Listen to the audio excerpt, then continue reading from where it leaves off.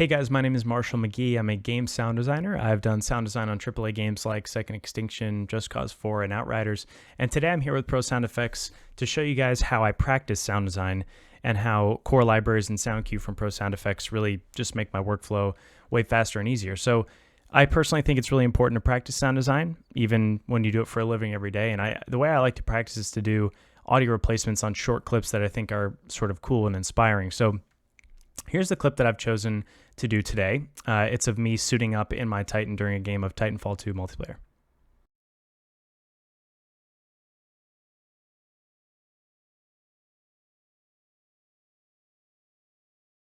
Pretty cool clip, right? I like it. It's got a lot of mechanical elements with the hatch and some digital stuff with the screen coming online. So today I'll be using sounds from the Core 2 standard library, and I'll be searching those sounds with SoundQ Software, both from Pro Sound Effects. SoundQ lets you search the entire Pro Sound Effects library in the cloud, and plus it lets you search your own local files. It makes your workflow so much faster and lets you get high quality audio like way quicker than just looking through folders on your hard drive. What I love about SoundQ is that you have so many different options for how you want to transfer the sounds or send the sounds to your DAW. And I think one of the sort of best modes is the send to folder on disk mode, because the way I like to work looking through SoundQ and collecting audio before a project is to just separate my collection of the sounds from my designing. I don't want to be worried about going through my library too much while I'm designing. So what I like to do is look through the library, collect sounds, and then use that as my own kind of boutique library when I'm designing. So let's just look through. We got three main categories of sounds to find for our clip. We got the mechanical sort of robotic elements. We got digital elements for the screen coming online, and ambiences and atmospheric sounds. So first I'm going to start with ambient sounds. I'm going to start with just typing in wind, sort of go for a general wind bed for the whole thing. Just something like white noisy to push off against when we create mixed groups later. But yeah, something simple is better here. So I'm going to spot this to my folder. Perfect. And now I want maybe like a more deserty, like sandy, kind of higher pitched wind. It's got some reverb in it that doesn't fit the space, so I'm going to pass on that one, but I'm going to keep looking. This is great. Yeah, this is what I'm talking about, with that high-pitched sandy kind of quality to it. I think the last thing I want is like war zone battling, kind of like gunshots in the distance. Yeah, I like this one a lot. This one's sort of like distance-sized already. It's got a lot of little cool distant explosions. Gonna throw this in the background, maybe tighten up the when I go to edit this. I'll bring the transients closer together because it's a short clip, so I'll get some detail in before the guy jumps in his mech like he's escaping from this battle. So now we got to get some mechanical sounds, so I'm gonna look for mech. I'm gonna type in classic. I've been really liking the Gen Collection Volume 1. It's got a lot of cool stuff in it by a lot of new recordists.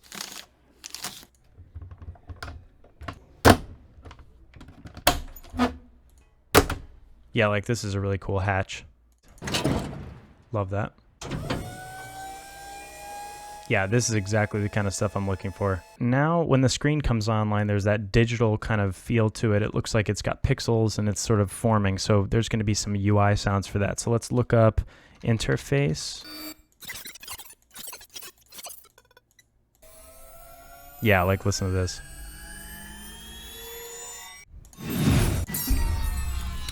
I like the texture on this one. I think I'm going to reverse it and pitch it up and have it pitch up instead of pitch down.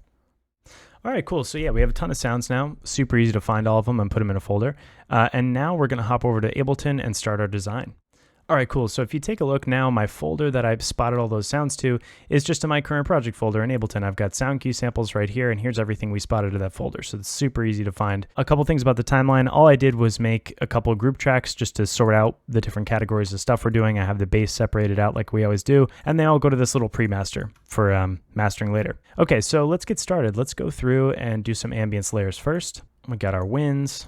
And now I'm just going to throw together a little sound bed, see what we can find. I don't want it to be too noisy, but I do want it to have some detail and some sparkle to it. And then I'm not going to need any artillery distant after you get in because we're going to have other sounds going on. So just to clean up the mix, I'm probably going to fade out of the artillery distant. I'm going to give a little bit more reverb to the artillery distant track just to make it feel a little bit more big. There we go. Little stadium verb. Perfect. Now I'm going to move on to the robot. This one kind of works as like a door opening sound. I like this. Nice. The end is kind of too sharp. I'm going to cut off the end. Nice. This might be, it sounds over the top, but I think it could work as like a layer on the door open if we keep it really subtle and maybe shorten the tail. One thing sometimes I'll do if the tail is kind of egregious is I'll literally just chop the sound right down the middle and then take the gain down so it's kind of like a more of a transient sound instead of super compressed like this sound is. Yeah, then we just get a little extra detail layer on the open.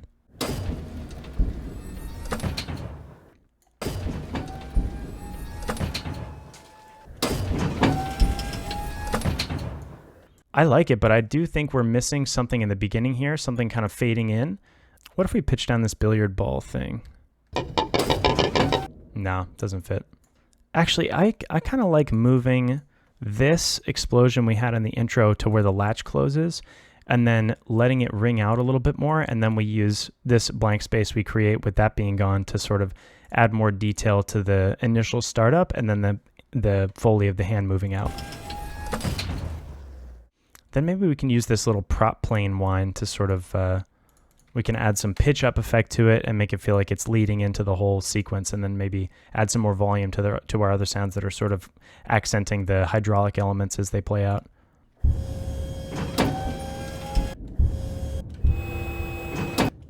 Maybe I'll even add some tremolo to it as well.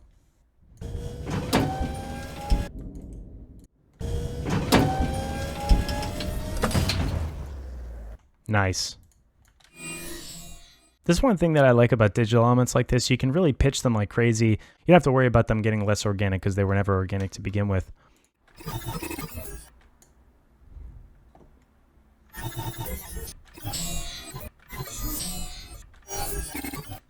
And now we've added another couple elements here and there, and we've got a really cool bass for our mechanics layer. One thing I might do is add some chorus actually to this entire group before we move on. Maybe 10% of a cool chorus ensemble effect could really bring these sounds together a little bit more, make them sound more sci-fi. I like to monitor in 100% dry wet just to see what our effect is, but then dial it back a lot. Yeah, cool. That's all I want to do. Now let's move on to the digital elements. I think these will tie in a little bit with the ambience because we do have to, once the player's in the cockpit, we kind of want to reduce these and then bring in the cabin ambience, so I'm going to do that now.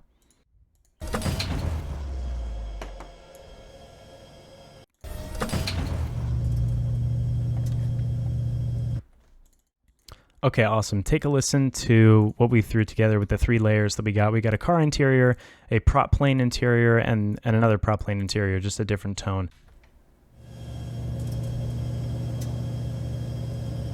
Feels really cool. Okay, so now that we have that to play off of, we can add in our digital elements, so the boot up elements. These are going to be fun.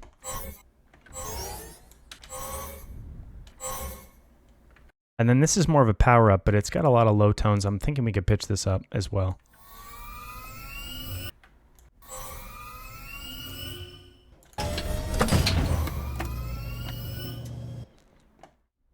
Now that we have a pretty good representation of almost all of our major layers here in this design, I've sent them all to the pre-master group, which we haven't been using so far, but now they're all going to be sent over here into this EQ, high prio, which is like robotics and digital stuff, low prio, which is ambience, and then sub, which is our bass. What I'm doing here essentially is saying, I want to be in control of the bass, I want it to be mono, and I want it to be hard hitting and powerful, and when I go to master this and compress it, I want to have control over the volume that it goes into the compressor at. We want a little bit of a bass kick when the latch opens there. We want a little bit more of a bass kick when it closes, and see what we have. Nice. Hear how that just immediately beefed up the whole design? Especially for that last kick. One thing it's important to note is that if we were actually doing this for a real video game where we were going to be implementing the sound into a game engine, we would get a lot more modular with how we're designing these sounds. When you're thinking about doing the practice designs, if it's ultimately going to be to improve your game sound design, it might be fun to just bounce these out as variations and keep them in your own sample library for later use. Because, for example, this hatch open sound, we could bring this over here and then call that variation 1, and then design 4 more variations, and then put them in a MIDI sampler and then have them randomly select just to see, what we can achieve with a little bit more variation. So that's one of the cool things that I like to think about when I'm doing these, is just to imagine what it would be like, not just to design it linearly, but then also to put it in a game engine later. Cool. So now that we have basically everything represented here, including the bass, I'm going to go into the pre-master and start giving the whole thing a more cohesive feel. And I'm going to do that with some compression, some multi-band compression.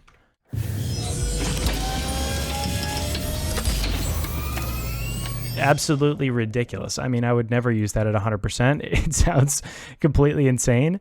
But then at like 12%, take a listen. Or maybe even more. Maybe even closer to 20%, 15%. Now that I'm listening to it, one thing that I'd like to add at the very end here is a little bit of distortion to our bass track just to give it a little bit more character. So I'm going to throw an overdrive on our bass.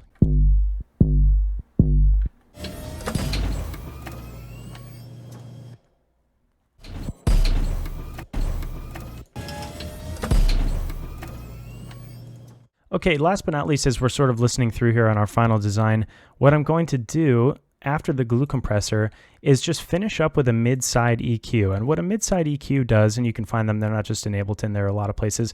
What it lets you do is EQ the content that's unique to the sides of your stereo image separately than the sounds that are unique to the middle. So, for example, if I'm listening to my pre-master and I solo it and then I bring the EQ all the way up, bring this high pass all the way up on the mids, hear what happens. So we're only hearing right there content that's unique to the sides. And the same thing is true if I were to go to side, you can imagine, and I do this, then the track becomes essentially mono. So listen. And then we're in full mono right here. And that's where you hear the bass come in, because that's in mono. So what I'm going to do here is just take some of the low information out of the sides and bring up a little bit of the high crispy stuff on the sides. And then I'm going to just shape the mids a little bit, just like I would the standard EQ, just to see, what kind of characteristics I like and don't like from our low mids, and see if we can carve out some stuff that's not great. So I'm going to put it in Q mode, in headphone mode. Listen for some offending frequencies maybe. A lot of noise in that frequency, so I'll cut some of that out. And now let's take a listen to our whole mix.